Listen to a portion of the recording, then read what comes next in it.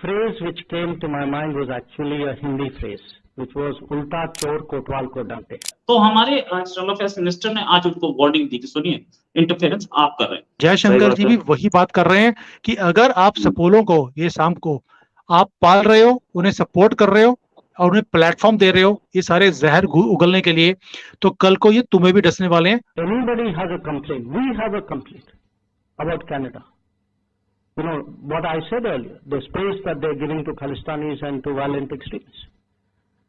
So I was very perplexed by what I heard. कभी आसमान पे मोदी लिखा जाता है, कभी कोई उनके पांव छू रहे हैं, कभी उनसे कोई जफ्फी डाल रहे हैं, कोई उन्हें बॉस कह रहा है, कोई उन्हें वीआईपी वेलकम कर रहा है। जयशंकर जी ने बड़ा एक स्टेटमेंट दिया था कि वेस्ट वालों को ना एक बीमारी है, एक कीड़ा है इनके अंदर, कि किसी भी कंट्री के मामले में दखल देने का इनको बर्थ राइट है।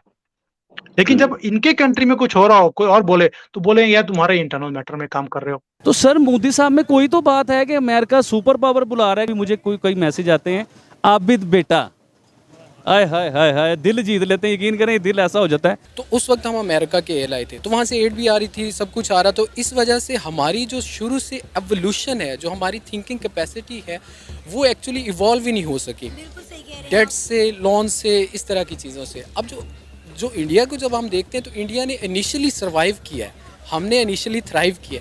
जिस दिन ये इनका दिमाग खराब हुआ ना, ये खालिस्तान कनाडा में बनाने वाले हैं, इंडिया में तो मिलने वाला नहीं इनको। ये कनाडा में खालिस्तान बनाने वाले हैं and they are going to demand their own country in Canada only. दोस्तों, जैसा कि आप जानते हैं कि कुछ महीने पहले भारत में खालिस्तान को लेकर प्रॉब्लम देखने को मिली, तब कनाडा की गवर्नमेंट खुलेआम इन खालिस्तानियों को सपोर्ट कर रही थी और कनाडा के अंदर खालिस्तानी लीडरों को शरण दे रही थी और भारत के खिलाफ बोलने पर भी उन्हें सपोर्ट कर रही थी। लेकिन आज वही कनाडा के नेशनल सिक्योरिटी एडवाइजर ने भारत को टारगेट करते हुए कहा कि भारत कनाडा के इंटरनल मैटर और इकोनॉमी में दखलंदाजी कर रहा है।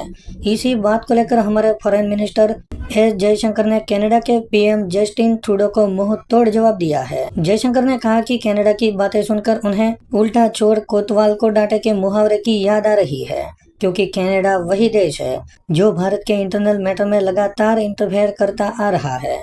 यहाँ तक कि फार्मर प्रोटेस्ट के दौरान भी कनाडा के पीएम ने भारत विरोधी बयान दिया था। तो चलिए दोस्तों, इसी पर आगे पाकिस्तानी मीडिया का रिएक्शन देखते हैं। उसने एक स्टेटमेंट दिया कि इंडिया उनके इंटरनल अफेयर्स में वो कर रहा है, इंटरफेयर कर रहा है। तो हमारे एक्सटर्नल अफेयर्स मिनिस्टर ने आज उनको वार्निंग दी कि सुनिए, इंटरफेरेंस आप कर रहे हैं। ये चीज कि वो इंटरफेरेंस कर रहे हैं हमारे इंटरनल अफेयर्स में, वो कनाडा कभी भी हमारा बहुत अच्छा दोस्त तो नहीं था। इस जो एयर इंडिया कनिष्क का बॉम्बिंग थी उसके बाद हमें पता लग गया था कि उन्होंने कभी भी सपोर्ट नहीं किया था। इतना खराब केस बनाया कि उसमें कन्विक्शन तक नहीं हो पाई। वो पहले तो झूठ बोलते रहे कि ये बॉम्ब तो इंडिया से ही रखा गया था, वो पहले झूठ बोलते रहे। फिर उसके बाद जब हमने प्रूफ दिया कि नरीता पे भी इंडिया ने रखा था और दूसरे प्रूफ दिए, तब उन्होंने माना हाँ हमारे पास रखा। उन्होंने केस इतना खराब बनाया, वो रॉयल कैनेडियन माउंटेड पुलिस, और हम तभी से देख रहे हैं कि ये खालिस्तान मूवमेंट वहां से चला रहे। तो आज जो धमकी दी है, इस पर आप क्या कहना चाहेंगे? रोहित भाई, आपको याद होगा कि जब हमारे यहाँ पर फार्म लॉस का प्रोटेस्ट चल रहा था इंडिया में, सबसे ज्यादा कैनेडियन गवर्नमेंट की तरफ से आया था कि वी आर कंसर्न्ड।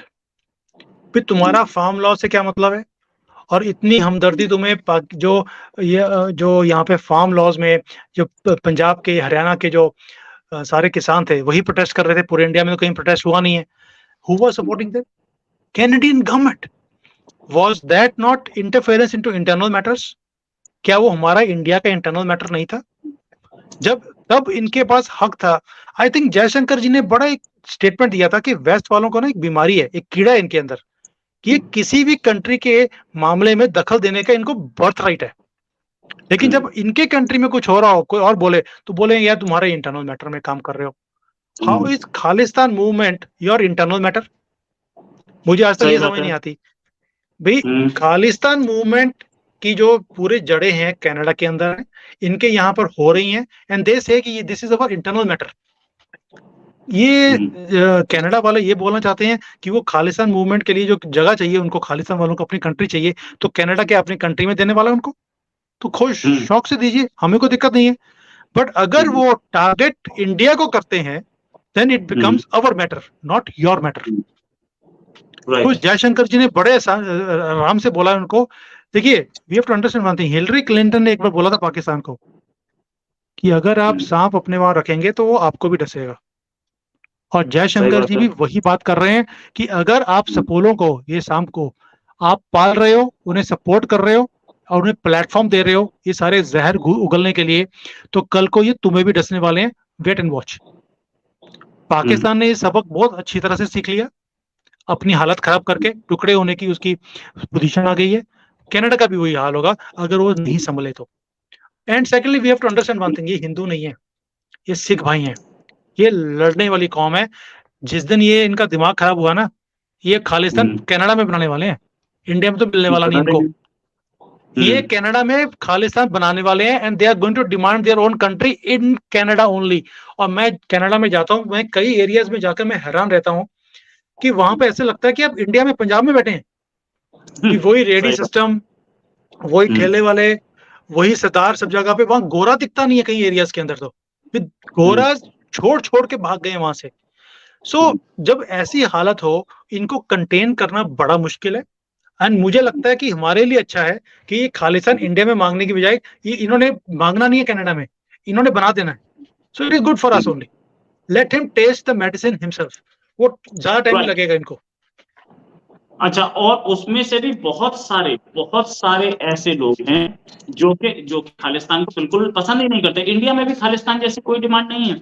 ये कुछ नहीं। लोग हैं जो कि शायद पाकिस्तान से या उससे ज्यादा वो दूसरे लोगों से जो कि जिहादी, पाकिस्तानी जिहादी और आईएसआई से पैसा लेते हैं, जो कि खालिस्तान की इसको चला रहे हैं। हमारे साथ मौजूद हैं आबिद भाई अस्सलाम वालेकुम। जी वालेकुम सलाम। आज हम जिस टॉपिक पे वीडियो रिकॉर्ड करने जा रहे हैं वो टॉपिक ये है कि इंडिया के प्राइम मिनिस्टर यूएस कांग्रेस में स्पीच के लिए जा रहे हैं। नहीं शुएब भाई, जो सही बात है वो बात बताइए आप। तो ये और आज जो है ना, आज मेरा टॉपिक है आज, और आज मुझसे जो बातें होनी है वो मेरे देखने वाले भी सुनेंगे और मुझे कमेंट भी करेंगे। अब मुझे बताइए, ये वो नरेंद्र मोदी साहब है जिनका आप नाम ले रहे हैं कि जब गुजरात में दंगे फसाद होते थे तो हमें पाकिस्तानी मीडिया बताता था कि ये तो यूएस में बैन हो चुके हुए हैं। आज वही नरेंद्र मोदी को क्या जरूरत पड़ गई उन्हें, और वो बुला रहे हैं अपने मसले हल कराने के लिए। पूरी बात बताइए ना। बात करेंगे ना, इसी पे बात करेंगे और ये भी देखेंगे कि जो इंडिया के प्राइम मिनिस्टर हैं वो कब वहां पे जा रहे हैं, क्या करने जा रहे हैं, इन चीजों के ऊपर ये भी बताइए कि वो क्यों जा रहे हैं, उन्हें क्यों बुलाया जा रहा है। जो सही बात है वो बताएं ना आप, कि उन्हें क्यों बुलाया जा रहा है। अब देखिए, अमेरिका जिसको एक सुपर पावर कहा जाता है, उस अमेरिका जो पूरी दुनिया के मसले हल करता है, उनके मसले हल करने की जरूरत पड़ गई है मोदी साहब की, उन्हें जरूरत पड़ गई है बड़ी बेसब्री से। अब एक सेकंड बात सुनिए ना। अब मेरा टॉपिक है भाई, आज मुझे बोलने दीजिए प्लीज, आपके मेरे सुनने वाले समझ रहे कि मैं क्या कहना चाह रहा हूँ। अब देखिए ना कि मोदी साहब, जिसे सारी जिंदगी हमारे टीवी बताते रहे कि मोदी साहब जो है ना ये टेररिस्ट हैं, जो भी हैं, और ये भी बताते हैं कि यूएसए में उनको बैन हो चुका हुआ है। आज उन्हें अपनी ज़रूरत पड़ी है, उनके कांग्रेस में वो जाके पूरा खिताब करेंगे